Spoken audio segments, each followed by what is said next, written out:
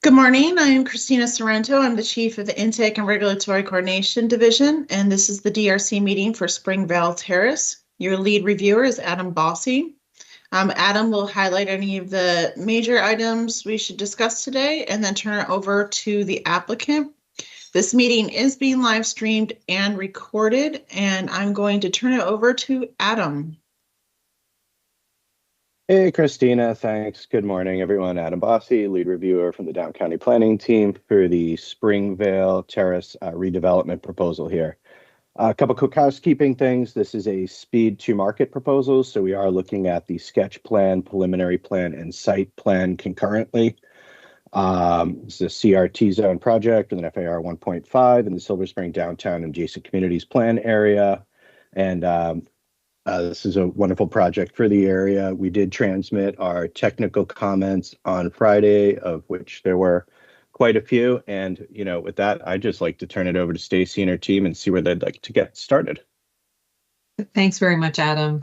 We're really excited to be here today. We're thankful that we're able to go through the speed to market program. We've worked very hard on the application, took time, as you know, through the concept plan phase to seek feedback. And so we're thrilled to be here today to be able to share with you this affordable senior living facility in Springvale Terrace. We have folks from Enterprise and also from Seabury who are here. We have Dawn and we have McKinsey and Dan who are on the screen right now. They'll chime in as long as the rest of the team will as well, where needed. So just to jump right on in, there certainly are some comments we're going to get into today, and then we want to talk further about a follow-up meeting to get into more of the details. In terms of recreational facility points, there was some additional information that was required or requested, and we will certainly provide that in our resubmission. There were some comments regarding the courtyard and the recreational facilities calculations, and we agree that that's an important recreational opportunity for the project's residents, but it's too early in the process to finalize those specific design elements in programming that space. And since it's inward facing, we don't need it to meet recreational requirements, we are keeping that out of the formal recreational analysis. So we wanted to just give you that background. In terms of affordability of the project, we're working to finalize that. As noted, we may have some residents who are currently in the facility who may want to move back, who may not meet the affordable levels. We're talking about a handful, if any, and we should have a better idea before our final submission. So you all can have all of your final numbers, but this is continues to be primarily an affordable housing development with some accommodations for certain residents. In terms of follow-up meetings, we wanted to talk further on building architecture. There were a number of sector plan comments, and as we all know, projects are not required to meet every sector plan recommendation, but must be in substantial conformance with the goals. Just by way of example, there was a comment with regards to urban food production. We'll certainly be looking at every one that's in the sector plan, but we wanted to just ensure we had some meeting of the minds in terms of expectations on that. But again, we can talk further about that. Christina, I know that there is a set meeting for next week, and we definitely are going to need that. We can talk about it now or at the end as to when that might work. Yes, go ahead and just let me know at the end what items we should discuss then. Okay. So we know who we need to have in the room. Okay. All right. We can clarify further when we get to the end. In terms of some clarity that we might need, we did receive a follow-up email confirming that we do not need to go to DAP and we do not need to meet exceptional or include exceptional design points. There are a lot of comments in what was submitted to us, and we suspect that some of them are no longer relevant because of that correction. There were some comments on architectural design that we mentioned, and again, we're unclear which of those comments are still relevant in terms of that. So there Stacey, also I think real quick on the comments on the architecture, those are still relevant. as far as, the comments that came from Grace that were included Paul's and Atul's as well. The only ones that Adam had reached out to you on was that no formal DAP was required and that there was no exceptional design points required. But the architecture, the design comments on the actual building and the facade, we still need those to be addressed. Okay. All right. And we could talk more about that. That's one of the items for our discussion next week. We just weren't sure whether with the desire for exceptional design, whether those comments were tied to that comment. But thank you for that clarification. There also was some confusion regarding the public open space and whether it was required on site. It's not required because of the fact that the project provides 25% or more NPDUs. There were some comments, just by way of example, 249 that asked the applicant to demonstrate public open space meet all applicable design guidelines. And again, because there is no required public open space, we don't need to meet that. So one of the questions that we, I guess, would ask is, I know that you guys update your spreadsheet to provide us with an area for us to respond. As you probably know also, there are a lot of duplications in what was provided to us. So it's a very long list, but as we saw, many of those are duplicates. We just thought it would be helpful if you all, as you revise that, or if you could revise what you provided to us and perhaps clarify what's no longer applicable. And if possible, it would be great to get it this week in preparation for our meeting next week, but we'll be prepared to talk about all the issues. In terms of Wayne Avenue path, Katie Mancarini, we saw your comment on the preliminary plan regarding widening Wayne Avenue, and I'll just turn that over to Pat to talk a little bit more about. Hey, Pat, what's up? Sorry, I was muted. Hi, sorry. Yeah, and there's a little bit of a confusion caused on our end. I apologize for that on the Wayne Avenue path. Our understanding from the concept plan process was that it was going to be acceptable to leave it as the purple lines design in it, but to provide graded back at the extra couple feet and then dedicate. Of course, we didn't put dedication on the plans and mark it on the cross section, so we can update all that to we'll show the future dedicate or the de-dedication for the future expansion. We'll show the grading, the flat area, and make that clear. That's great. And actually, I just wanted to also say, because I know you guys get like a lot of criticism, your cross sections with that minor omission, perfect. I really appreciate you showing like where the existing curbs are and like where, all the things that are going to change without it being too busy. So thank you. I really, really appreciate it. It was very easy then to figure out like what feedback to give you. And now we can update those comments. So thanks. No problem. Cheers.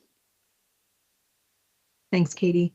The next one is on green cover. We just wanted to seek some clarity on that. Pat, do you want to take that one?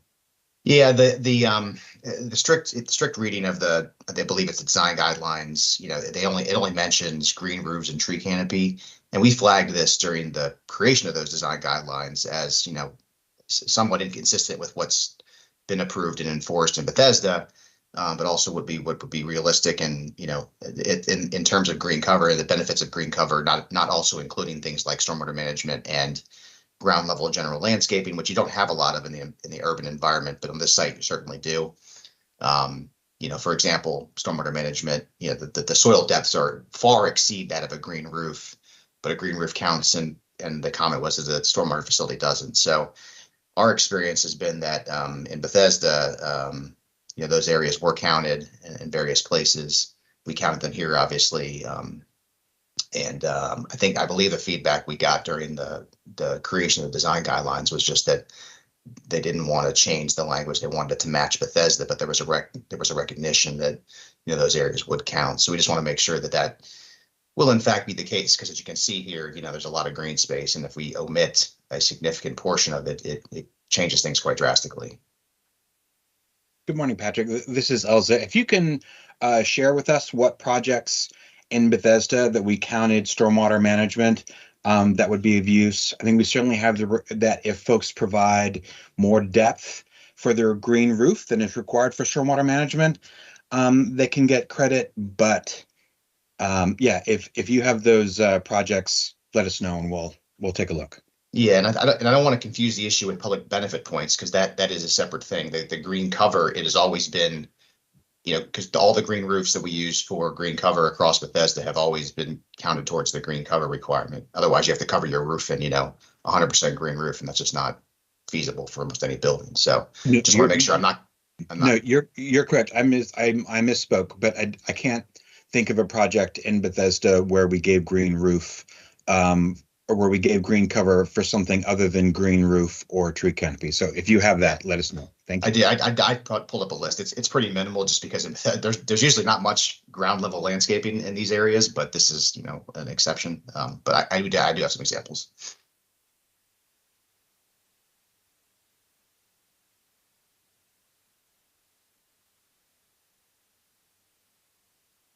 You're muted, Stacy. Thank you. Also, with regards to rebuilding other legs of intersections where we're touching a leg along our intersection. Yeah, and we don't need to get into technical weeds on that with everybody on the call, but I'll probably just go ahead and try to schedule a meeting with DOT, DPS, and Park and Plan just to make sure we're all aligned on the curb ramps and what we commit to now and what should commit to now and where they should be, and areas where there's not currently a crossing. If we add one, obviously, if you look through that neighborhood, there really aren't any sidewalks anywhere. So there's sort of this balance of, do you provide curb ramps to get people off of the street that are walking on the street, but then also don't provide a false sense of, leading to something else.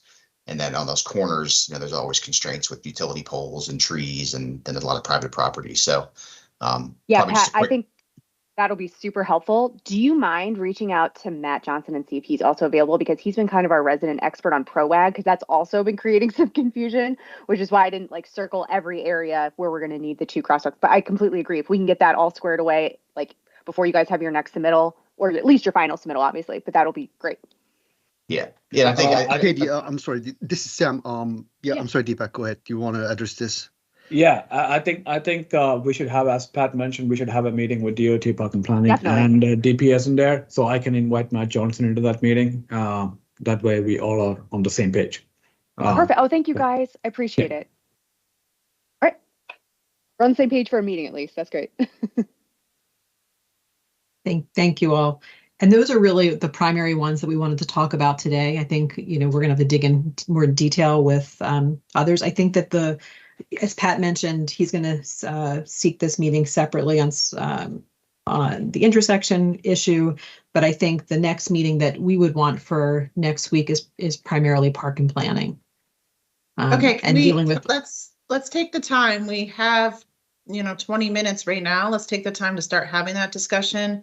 That's really the purpose of this here, is to have the discussion as much as possible. And then if we need extra time, we can schedule the next meeting. But if you want to get into the design, I know Atul is on, as well as the rest. On the building architecture, we're really not prepared to talk about it. We, really envision it more as a working meeting to kind of go through and explain some of the materials. I think the only other, discussion, and I suspect this may just be, Adam and others going back through the comments, is again on the some comments on the kind of what we kind of lowercase call public open space. We showed it. I think one question is whether we keep in there. We have a public open space plan that really just was demonstrating what we were including on site, but it's possibly something we could remove if, we don't want to formally have something in there, since we're not, again, required to provide it on site. But as you can see, because of the layout of the site, we do have open space. The only other comment, I guess, there was something with regards to kind of a seating area.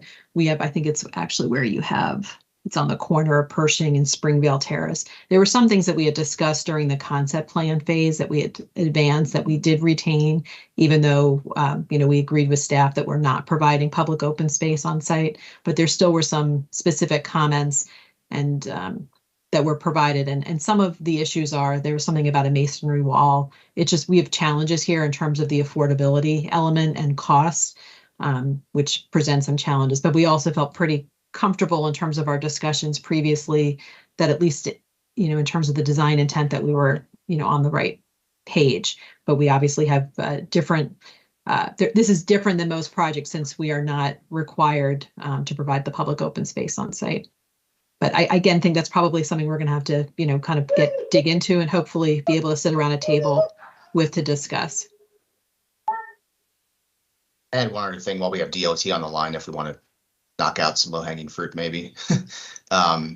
There was a comment about the spacing of the driveway access from Pershing, and the curb radii. The curb radii there are reduced down to the minimum we can get a fire truck to turn around and get in the site with, but we can certainly reduce the intersection radii at Pershing and Springvale.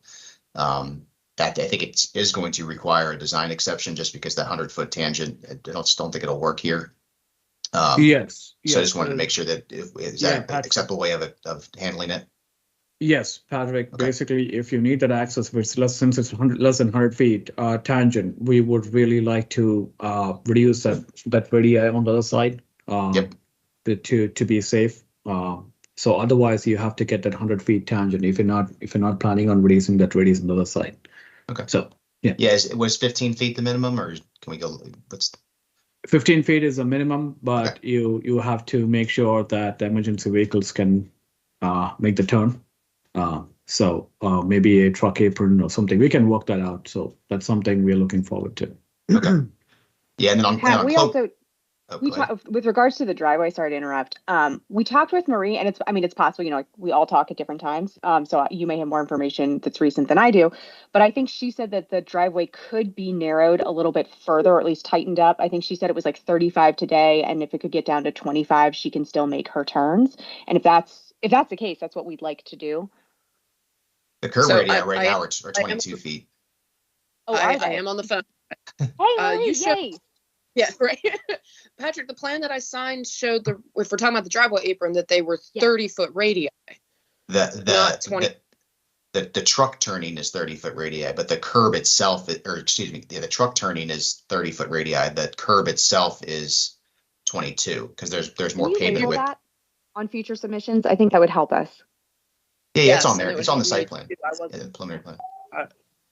Okay, I think we need to revisit the fire department access plan and clarify that for me, because I had it in my head that the curb radii were 30 feet, not that you would show me an effective radius. Are you showing conflicting vehicular and pedestrian access, mountable curbs or something? I mean, How do we have 30-foot movement and 22-foot curb radii?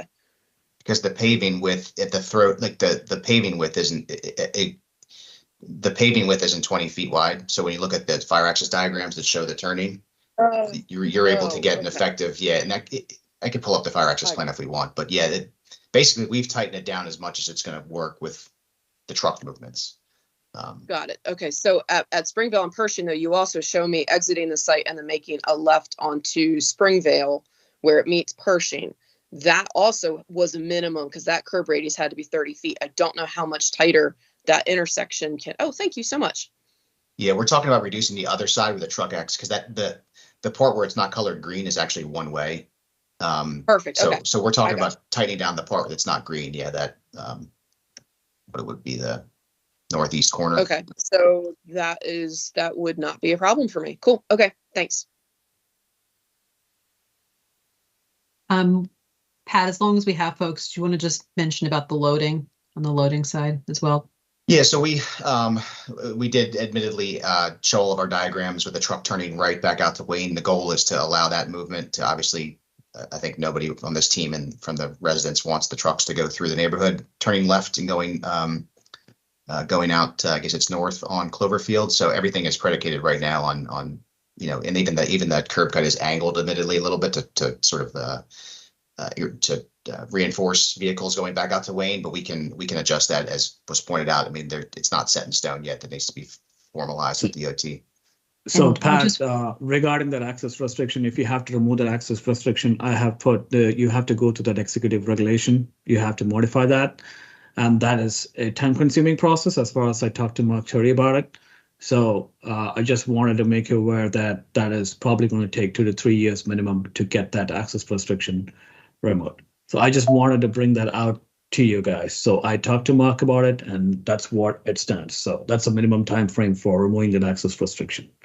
Wow. So as of now, what the circulation you show, I cannot accept it. Okay. So well, we can certainly show that it will work in that direction. Yeah. We were just So that's like what we would do, is just show that it would work, because we also knew that we have to go through the community as well. We did not realize it was going to take that much time, but we do need to go through and speak with the community as well, in terms of the process. Yeah, I put that link in there, the requirements and stuff. So you may want to go through that executive regulation to see what is required for the submission of this packet to be submitted to Mark Terry's group. So. And moving forward, if we don't have a blessing from DOT on this by the time we have a final submittal, you need to show that both works. You know what I'm saying? So Sure. that we have that. Yeah, thanks. Yeah, I mean, it sounds like given the timing, we're going to have to probably go down that road. And just if it gets changed in the future, then we'll be able to accommodate. Yeah, exactly. Either And if they're scenario. both in your certified set, it doesn't matter. Then you don't have to come back and do this whole thing all over again. So that's our recommendation. Sounds good. So Pat, if you are changing the circulation, to make sure that you show me the truck turning movements as well. Yep.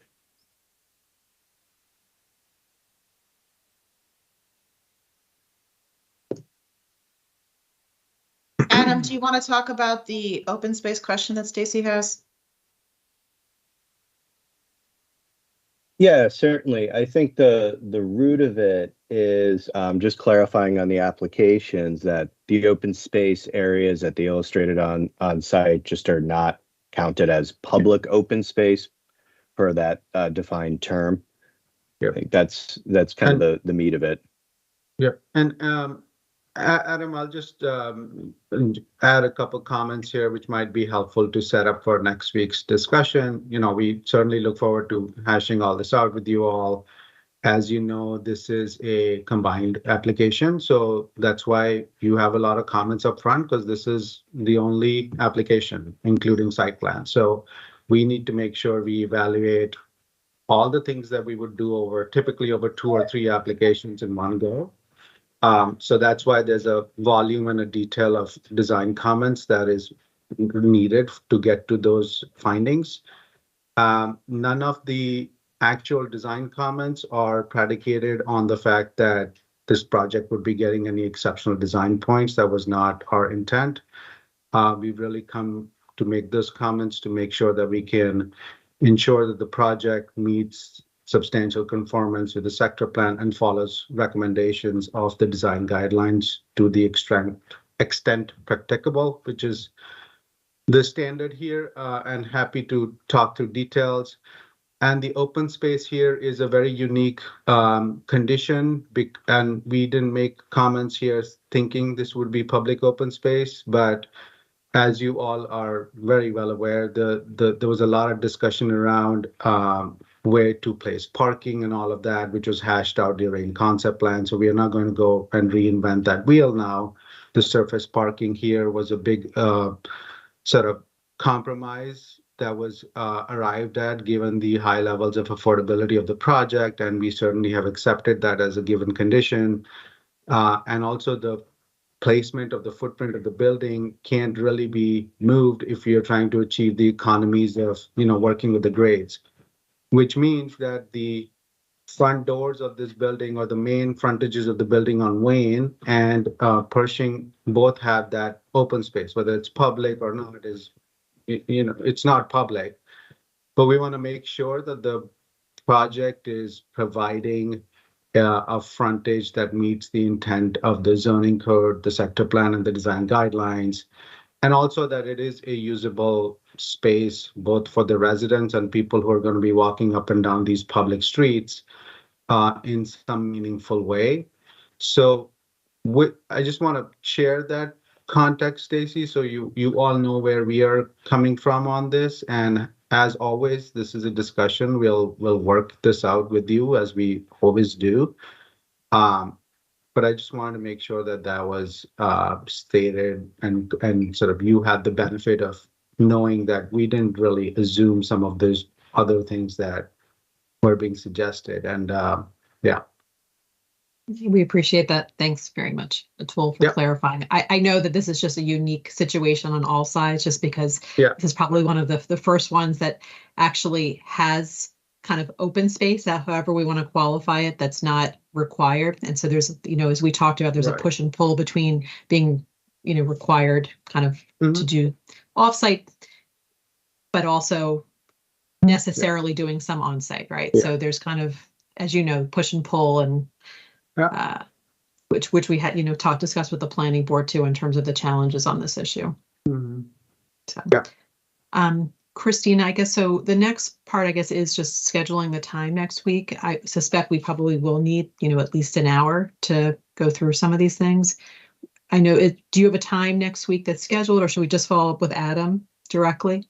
No, it goes through my office. So Emily will reach out to you with the time for next week. It's usually in the morning, similar in time to DRC.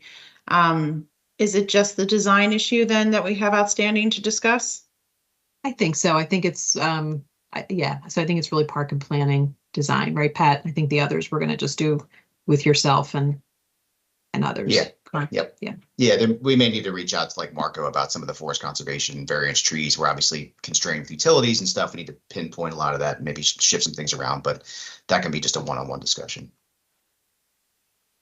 And it probably would be good to have Marco also in this meeting, because there were a lot of master plan comments that were provided that, we certainly are going to be able to work through some of them. But as we mentioned, we're not going to be able to do everyone. Okay, I'll have Emily follow up. Okay. All right. Thank you guys so much for the time today. We appreciate Hey, everyone's can comments. we, real quick, can Adam go through the schedule for you guys? Oh, that would be great. Thank you. Thank you. Stephanie, you're quick on the draw. Thank you. So, all right, due dates moving forward. Our first resubmission due date for Pat, Stacy, and crew is the 31st of this month. Final resubmittal date is February 13th. We'd be looking for letters from our agency friends March 4th. And I'd be looking for technical write-ups from my planning pals right about, March 6th. This is working toward a tentative planning board date of April 18th. Staff report will post 10 days before that on April 8th. If there's any other questions, stuff like that, please feel free to follow up with me and Christina and Emily about the meeting for next week. And yeah, otherwise, I'm looking forward to working with everybody. And Atul, thank you for your comments too. I thought that was a great summary.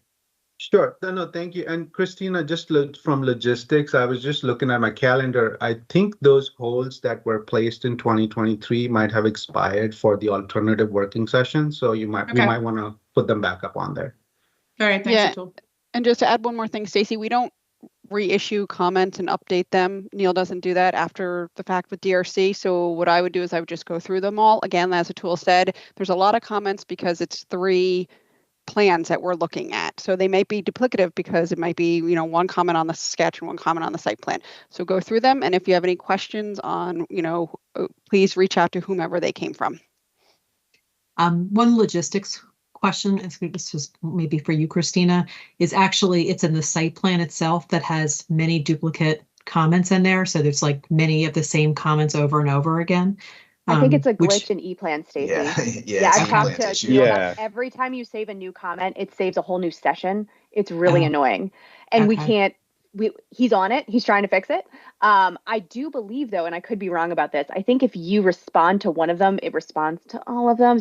You guys can give me feedback if that's not the case, but this has happened on another project and people were either very patient and like responded to all 8 iterations of my same comment, or it was able to somehow figure it out in the system. So let me know what's going on your end, but we're aware that it's kind of a problem.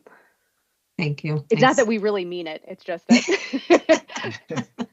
we got it after the 6th time. That's right. We just got to beat it into no, that is not the goal.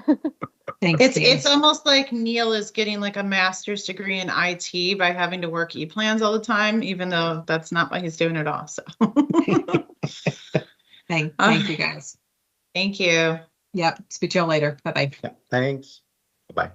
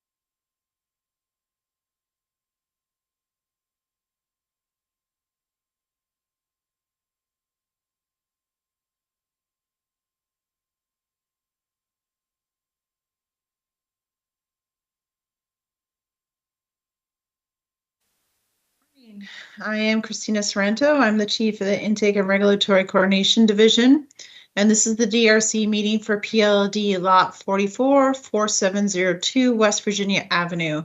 Your lead reviewer is Grace Bogdan, and she will highlight any of the major issues we should talk about and then turn it over to the applicant. This meeting is being live streamed and recorded. Go ahead, Grace. Thank you. Good morning, everyone. So I'll be very brief so we can hopefully get into some good troubleshooting topics. But so this is a concept plan for a future submission. It'll be a sketch plan amendment, a preliminary plan, and a site plan amendment. And so a couple of the main items I saw from some of the other agencies that I think we should talk about today are alley right-of-way dedication, an additional 5 feet. The loading, right now you guys are showing the on-street loading, and in its current configuration, DOT has several concerns that we can discuss and go over. And then also I had put in a couple comments about, your public benefit point package. There wasn't anything submitted. And so to keep the review within its speed to market timeframe, if you guys want to send us over anything that we can consider, I'm happy to do so offline. And then one point I wanted to acknowledge in terms of the design was that we really appreciate the upper story massing changes that were made. I don't think I put any written comments on there, but I just did want to acknowledge that and appreciate your team for working through those DAP comments. And so I'm just going to go ahead and leave it there, and hopefully we can talk a bit through those pointed items. Thanks, Grace. Good morning, everyone. Matt Gordon from the law firm of Selzer Gervich on behalf of the applicant. Yeah, we wanted to touch base on the loading. Since the time that I think the pre-DRC occurred, we had an opportunity to meet with DOT. So I think we feel we're in better shape with that design.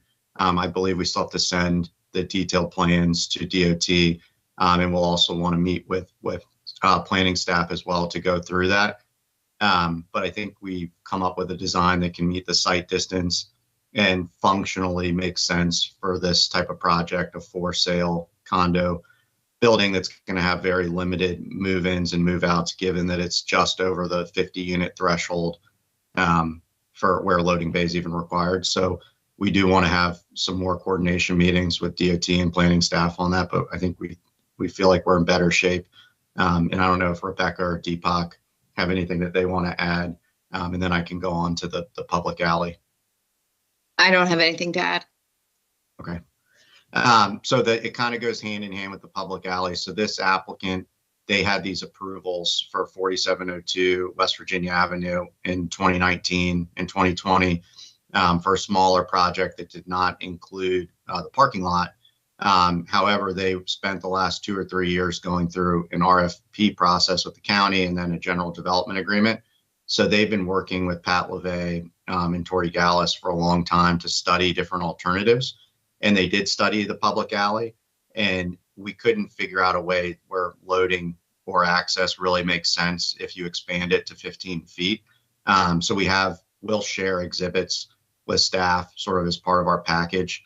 But we do think that like the most logical solution that makes sense for the project and will help us deliver the public benefits that we're trying to achieve, which are the deeply affordable MPDUs in the parkland, is to pursue this on-street loading space with a waiver. But we'll share sort of the impacts and kind of the challenges with that public alley as part of our coordination meetings with staff. And so Matt, are you saying that the on-site loading on West Virginia would mean no dedication on the alley? I think we're going to be pursuing with DOT and DPS an exception to providing the dedication because so that exception also comes to us because I think we actually are the lead agency on dedication of right of way. Matt, just be aware. I mean, we should definitely coordinate with them. I'm not saying we should exclude them from that conversation, but I think we make the final call on that. Okay. Yeah, that's our strategy, assuming obviously that we can make the on-street loading work. But I think we've studied it, and unfortunately, it's by making it 5 feet wider, it doesn't serve any purpose from an access perspective. Like we can't do anything with it, and it's really going to constrain the ability to deliver the public benefits that we agreed to with the county. It's a tight site and we're pinched as it is. So we're happy to have that. We're happy to show you the exhibits that show sort of that and walk through all that as part of like our follow-up access and loading meeting. And then the third thing, great. Yeah, we'll send you the public benefit points. I think we were assuming major public facility for the Greenway, and then, exceptional design, et cetera. So we don't have any concerns with the 100 points, but we'll share. I think that's a good idea. So we're happy to kind of send you a rough draft of that before our applications go in. And then the other comment that I wanted to touch on before Pat and Jeremy have a couple of like more design oriented comments to talk about, but was the building height for the major public facility. So we do have an exhibit, and we agree with you that we want to get that confirmed with DPS, and also we'll share that with you before it gets submitted. That illustrates how we're achieving the additional height. So we're going to address that as well. And then I think with that, I'll let Jeremy on the comment, Grace, that about relocating the lobby to sort of the high-rise multifamily building towards where the townhouse-style condominium units are. He studied that pretty closely, so I think he can explain the challenges that creates to us and why they think it's a better from a planning and design perspective to have it closer to Wisconsin Avenue. Sure. Thanks, Matt. We looked at this in the design process.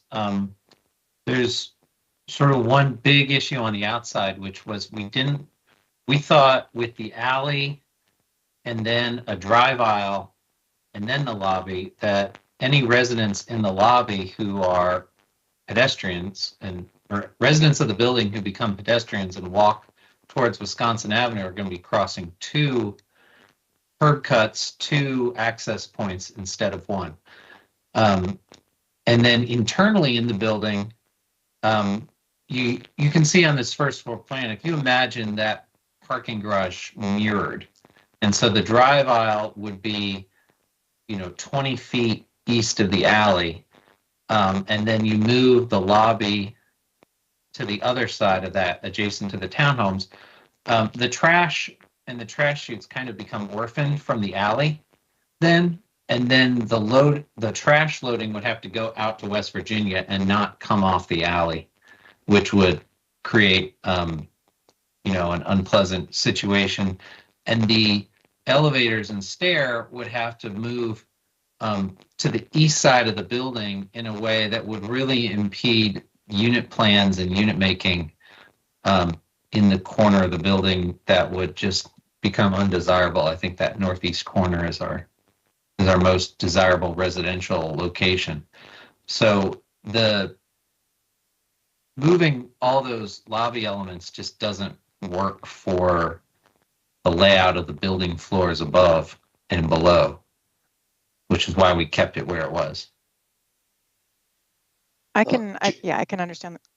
Somebody else going to say something? I was going to add one more thing, that if the lobby were to get moved, it not only does the trash get orphaned from the alley, it's not even clear that we could create a situation in which the lobby is connected with those service elements in the way they would need to be. And furthermore, the lobby would then also basically cut off what is access from the garage to the rear of the townhouses, which is how the townhouses are being parked.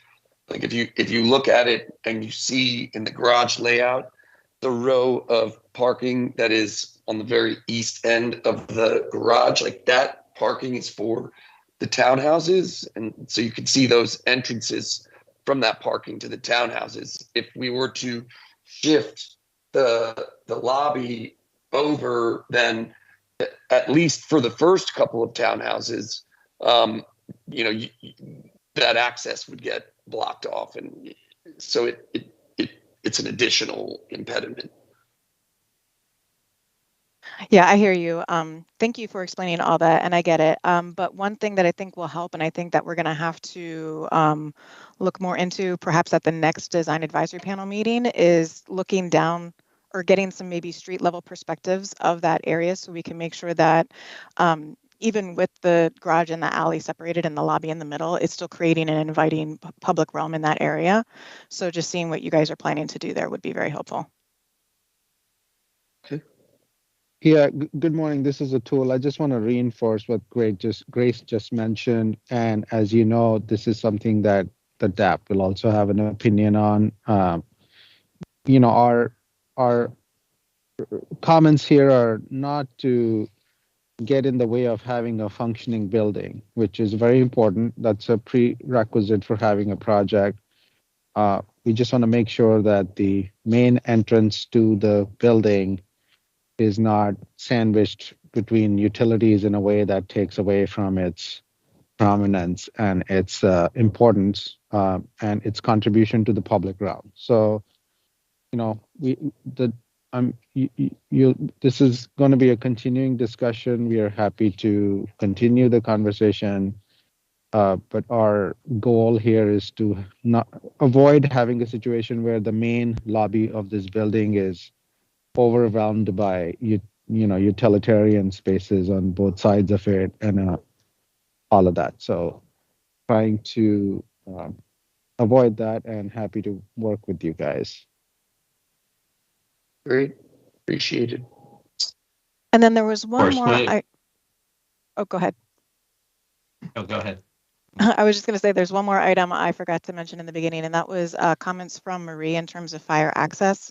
I know she had some concerns regarding, well, I'm not going to explain it. She explained it so much better than I did, but that they're separated. And so I was just wondering if you guys, have an understanding of those comments and you're going to be able to address that before submitting.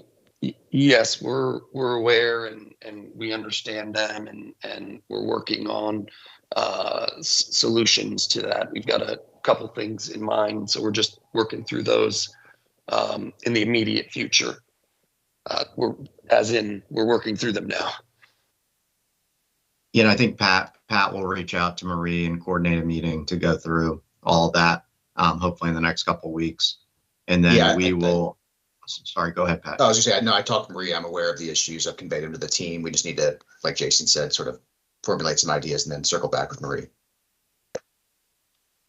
And then we'll get back in touch, Grace, with you and DOT in terms of like the streetscape, the loading, all these different issues, understanding Atul's point about that the landscape plans and the streetscape is going to be really important on West Virginia Avenue. So we'd like to meet with you before we get, formally accepted with the site plan and sketch plan and preliminary plan. Great. Okay. Thank you.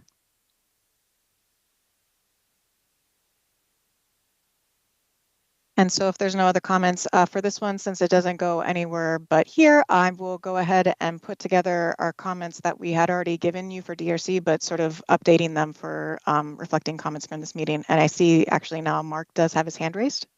Go ahead, Mark. Yeah. Hey, Pat. This is Mark Etheridge, DPS. I haven't seen any attention given to stormwater management yet, and this looks like it's going to be pretty tight. Gives me some concern. I know we had a previous approval on a concept which was very different, had a lot more building, a lot more green roof available, and that kind of stuff. So how are you going to be pursuing that?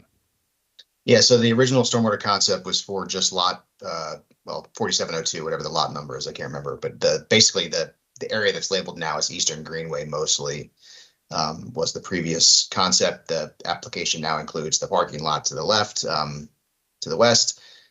We have had this, it's not obviously reflected in this package, but we have had a couple of discussions with the architecture team. The plan is to have a significant amount of green roof on the building, potentially a stormwater planter on top of the parking podium. And then there was a recent meeting with the Parks Department, and I believe there's going to be a little bit of area between the townhomes and that adjacent sidewalk where there's going to be some frontage landscaping that could potentially be turned into stormwater management cells. Now, the greenway itself, Mark, is going to be on a separate parcel. So we are going to have to look at this thing in terms of treatment for the building site and then treatment for the park improvements, but we will break those two out in the concept submission. Okay, I know the last approval had a small waiver attached to it, but you've got to have at least a PE evidence for ESD practices for this. Yeah, So we're don't confident we can forget get that. we can get that or above. Yeah. Okay, just want to throw that in there. Thank you. All right, anything else? I was just going to mention there were a couple comments about the streetscape. One about extending the streetscape across the frontage of 4700, which is at the corner of Tilbury and West Virginia.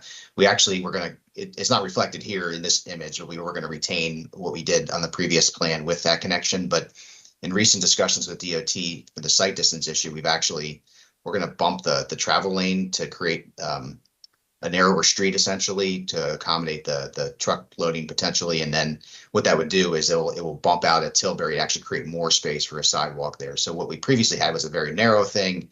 We actually can make it even wider now in front of that house because we'll have more sidewalk to work with. Pat, that's great news. Before you submit, would you mind submitting that to us so that we can be really, diligent when we get the speed to market application? That's great. Yeah, I think if there's we probably would just cover it. If we're gonna have another meeting about the loading and the alley and all that stuff. Yeah, with maybe you that's guys all at DOT, we'll just show it all together at that point. Would we be able to digest it before that meeting? Would you be able to send it ahead? Sure. Yeah. I mean, I could send you guys Grace. Yes, please. Yeah. Okay, Yeah. that's awesome. Thanks, guys. Thank you. And then I was just going to ask because we have this image up and I'm looking at the comments right now. We're showing an 8-foot wide sidewalk. I know the requirement is like 6 to 10. Didn't know if there was a strict desire there on any of those widths. Obviously 10 is what fits, or excuse me, 8 is what fits within the right of way. If we go to 6, there is a little bit of room for some frontage landscaping. But I just didn't know if the team had a preference on that or. Yeah.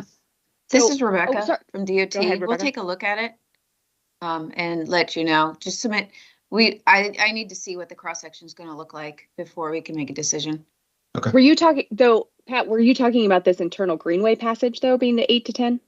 No, the actual West Virginia streetscape. Got It's it. Yeah. JK. Sorry. Okay.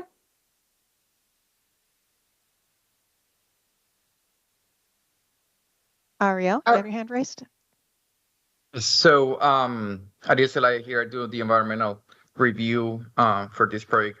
You do have an specimen tree that it will require variance requests. So keep that in your mind. And ideally, the trees that you have to replace, they will be on site. So just keep that in your mind. Understood. Thank you. Okay, anything else?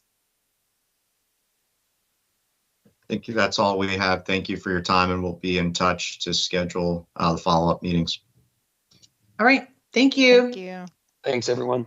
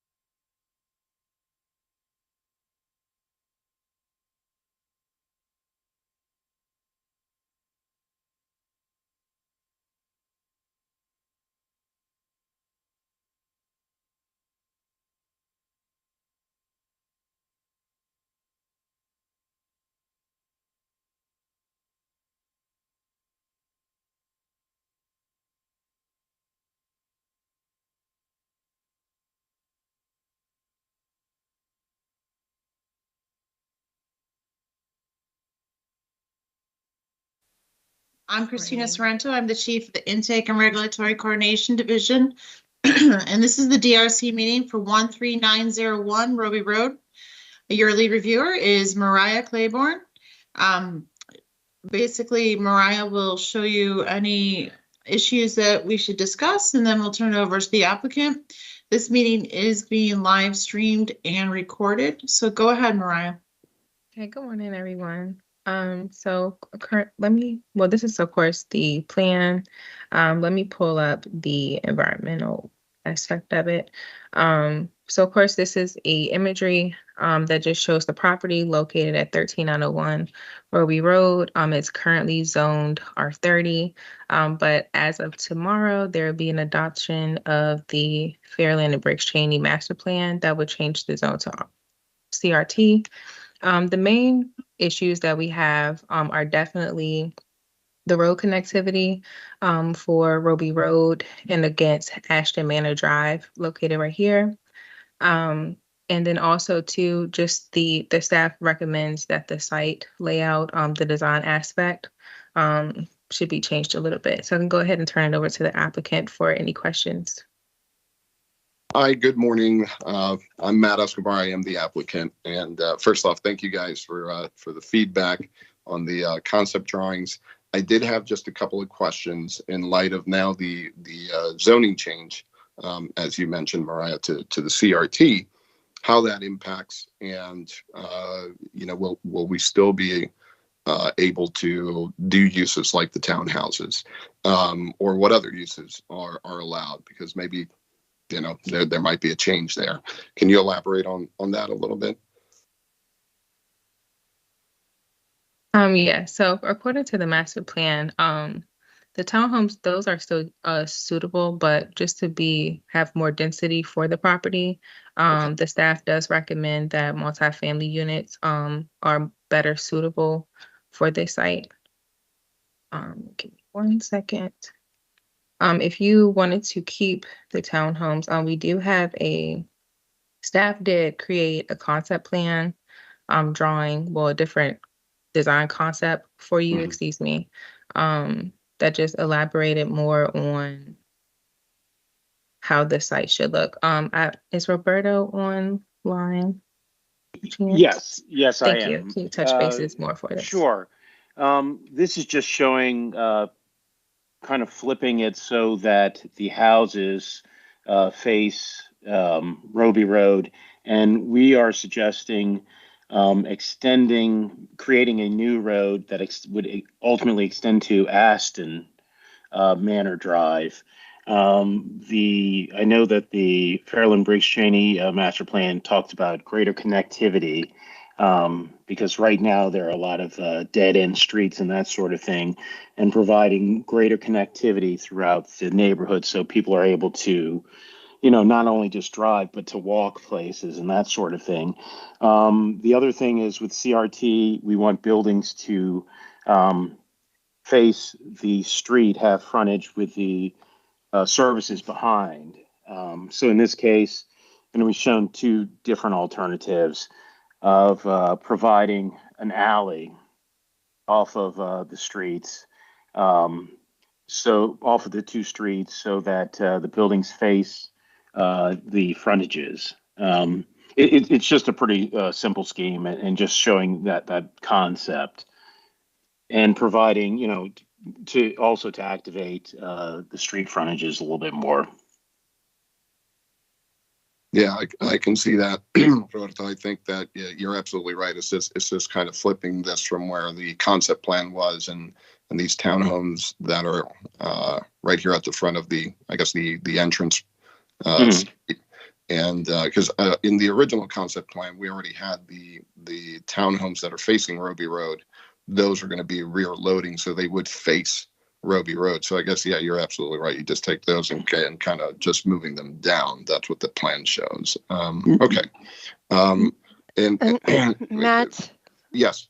Hi, this is Sandra Pereira. I'm the regulatory supervisor with the Up County team. Just to add one more thing to your initial question about unit types, I just want to say the schemes that we put together, I think they maintain the same number of units that you were proposing. Okay. However, if you were to provide additional density and if you wanted to explore different unit types, you can, because the CRT zone allows allows essentially all types of residential unit types. So either multifamily, townhomes, or single family detached. They're all permitted, as well as duplexes. So they're all permitted in the CRT zone, and you're welcome to explore different unit types. The master plan supports it, as well as the zone. Okay. So you have all the flexibility in the world to do it. That's great. Would that also include condos? Yes. If it were a building, yes. Okay. I mean, I figured as much. I right. just wanted to be sure. Either Okay. condos or apartments are fine. Those are okay. That's defined as multifamily use under the zoning ordinance. Yes. Okay, fantastic. And so going now back to that connecting road that needs to go through Ashland Manor Drive that's proposed. If since we're going to need an easement there and we're going to need permission from that HOA, if they're not willing to do that, how will that affect the situation, or could you guys help out? Can I, can we go back to the scheme also? Yes. Right now it's showing in both alternatives, it's showing, the road fully on your property if they aren't agreeable or whatever, but, right. And it's two-way and park on both sides. So, one is just showing it with a small planting strip. I'm going to say what's on the south side of this drawing. The second scheme is showing just a little bit, really having the road all the way on the very edge of your property and showing it. So you gain a little bit additional land. It maybe makes for a little bit larger unit type and that sort of thing. Or at least deeper unit type, I should say. Okay. And this second scheme is showing they're all the same size units. So, Roberta, could I ask a quick question? So your intent is that if we could not get permission from the adjacent property, that this road would still be constructed to the property line? Right. That's what we're showing to provide that connectivity. Because you have to provide some access point. So it's just a matter of, how do you create it? And you're also providing, in your case, you're providing, I guess, visitor parking and that sort of thing. In this case, it's on-street parking and you get more spaces too, I think, than what was shown on the previous scheme. Right. Yeah, I'd be curious if Marie is on the call, from a fire access standpoint, would this be satisfactory if it was a dead-end street?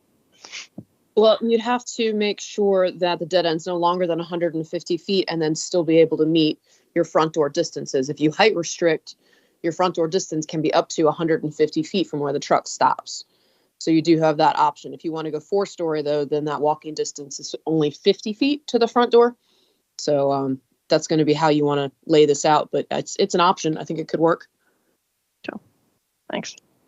The other thing that this project doesn't, or this plan doesn't show, is you have to provide a temporary turnaround to meet the standards of the county. So if the road terminates at the property line. Yes. Yeah. So that would most likely impact at least one unit. Right. So Silky, as part of our recommendation is just like Mariah said, is to have, and Roberto is to have the road connect through the property.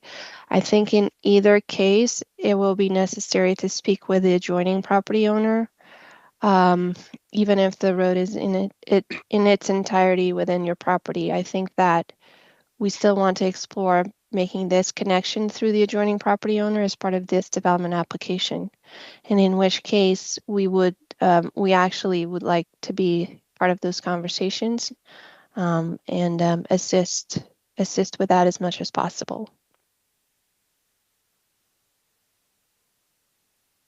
Understood. Sorry, I guys. mean, I think I'm taking that's notes as you Matt. guys are talking. Yeah, no, absolutely. Even if this road that you're seeing here on the sheet is all within your property, there's still a segment of the road to the right of the page that's going to go off-site to connect to the cul-de-sac. And so that would need to be coordinated, obviously, with the adjoining property owner. But in an instance that this road connection does not fit on your property and it needs to be slightly on the adjoining property owner, then obviously that also needs to be coordinated with them. And we would want to be at the table with you guys to have these conversations. Right. It would require their cooperation and granting an easement, correct? Yeah. Yes. Yeah, just for what it's worth, I'm sure Silky's aware of it, but this road cannot be actually touching the property to the south. It's not practical for grading purposes, for infrastructure purposes, and all that. So that may need to be adjusted a little bit. I'm sure Silky's aware of it. Yeah. Yeah. In on the adjacent property to the south on this page, there are the rear of some multifamily units. So it's, yeah, I would say it might be a little intrusive for them, but definitely, as Matt said, something that we can study. Yeah. Okay.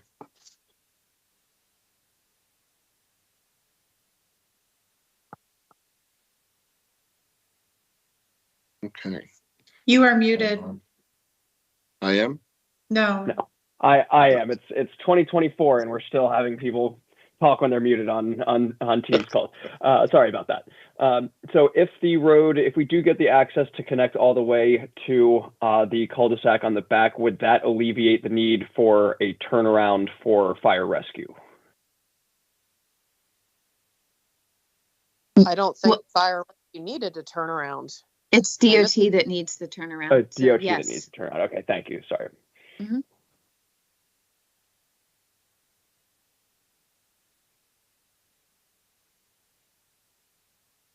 Okay. But I think to answer Nick's question, Rebecca, I think if the road went through, you wouldn't need the temporary turnaround, correct? Yeah, that's correct. Perfect. Thank you. Got it. Okay.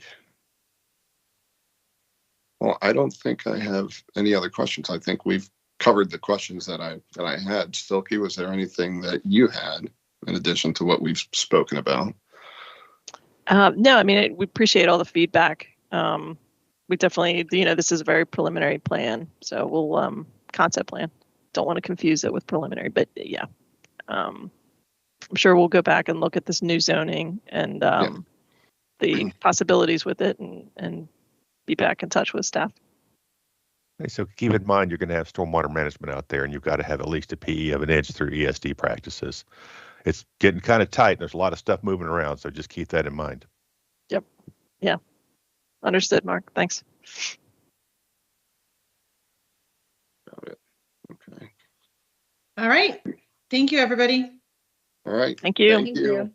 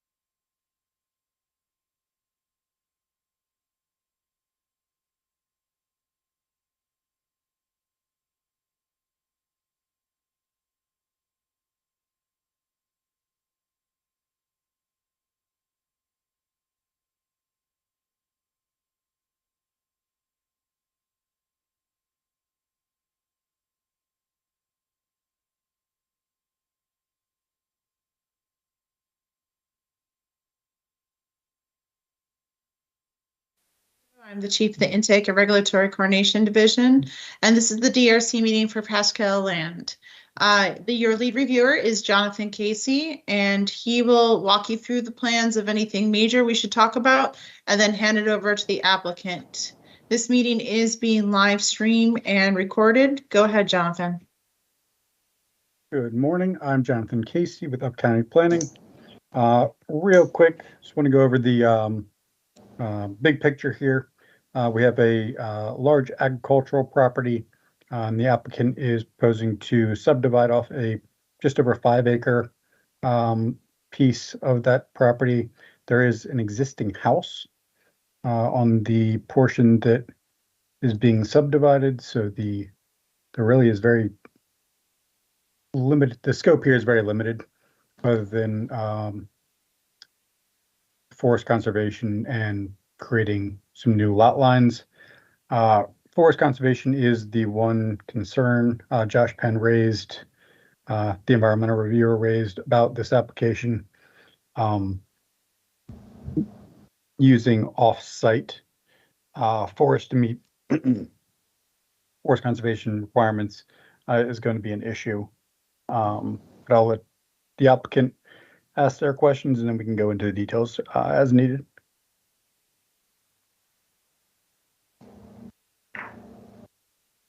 Great, I'll go ahead and get started. Hi, everyone. My name is Stephanie Fisher with CAS Engineering. We don't really have too many questions. A lot of the questions were pretty straightforward. My first question is for, I don't know if Billy's here with, or anyone from County Transportation. Yes, Billy Whalen, I'm here. Hey, Billy. Hi. So for this property, since we're not doing any proposed work and there's no county storm drain systems in this area, we were wondering if we still are required to provide comps and a plan for this. Yeah, typically, but can you at least provide a drainage area map? Because it looks like it should be flowing away anyway. Isn't there a stream? We can provide, yeah, we can provide a drainage area map for the existing conditions, but nothing will change in proposed if that's what you want us to include. Sure. Okay.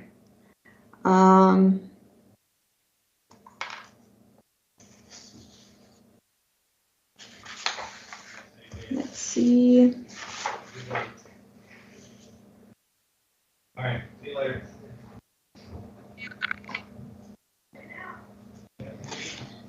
Jonathan, is Jonathan here? I think, yeah, you're.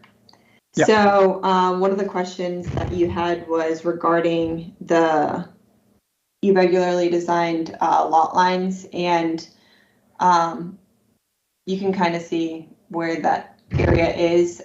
We were trying to keep the agricultural well as part of the remainder parcel. That's why that area was a little weird. Is there any concern with leaving that area out? No, I mean, I think that's probably the best idea. I wasn't sure if it was an ag well or if it was somehow tied to this residence. Another kind of piece of that comment is the size of the lot. Typically, we try to keep residential lots to roughly 3 acres in the ag reserve. So theoretically, unless there's something I don't know about, you could remove this portion. Okay. Here. Because okay, we'll look at that. I know that I there wasn't were sure if some there was an existing requirements. fence there or not. So one of the reason for the subdivision is the tenant that's currently at the house wants to be able to buy the property from the owner. And I think there's parts of because of the fence, there's parts of the lot that they wanted to keep. Okay. And so they'll. Yeah. we'll just need a discussion with the owner and the tenant to see what flexibility they're willing to have. Yeah. Okay. If you could do that, that would be appreciated. Okay. Josh Penn here. I'll toss in real quickly. And with the acreage being at 5.09 acres, this has to be to the board admin subdivision because it's greater than 5 acres in the ag reserve. Below 5 acres, it could be done as a true admin sub. Actually, not in this case. We also have a Okay. flag lot. Flag lot. Okay. Dual Yes. reasons. Sounds good. Thanks, John. And then since we're already kind of zoomed in here, we did label the hydrant and you requested additional information about the hydrant. I think it was just mislabeled and this is actually just a spigot. But I just wanted to point that out. We'll I put was that curious. in the notes with our kind of a- resubmittal.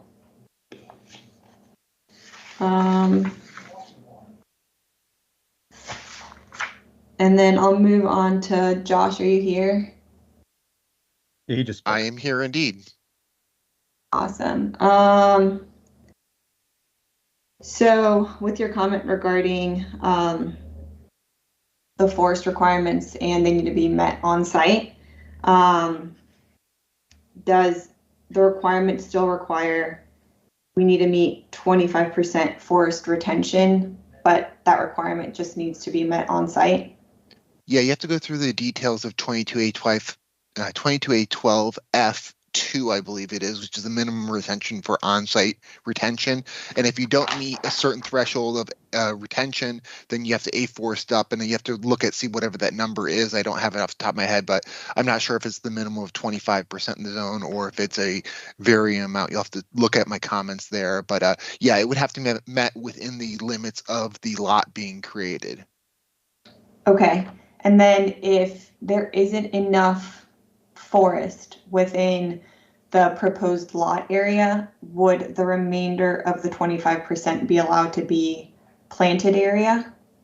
Yeah, you have to either if it's below the retention threshold, you have to retain all forest and plant up to whatever it is. So yes, it can be up to, but you're not allowed to remove any forest. If it's under the threshold, then you have to plant the remainder on site.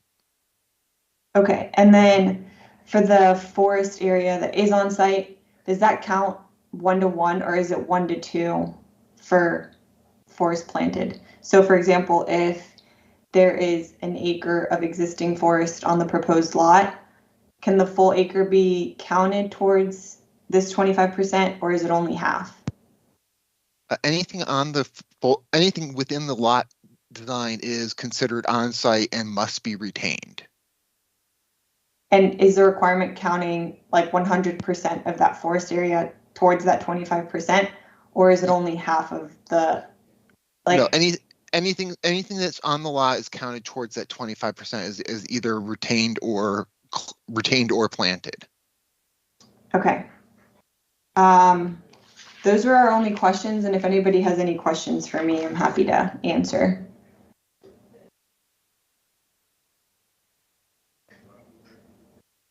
No, I think you answered most of my questions. If there's anything else that comes up, feel free to reach out to Josh and I. Yeah. Yeah, we're hoping to get this back in within a week or two. The comments seem pretty straightforward, and we're hoping we'll be able to get it submitted quickly. Okay. All right, anything else? All right, thank you, everybody. Thanks.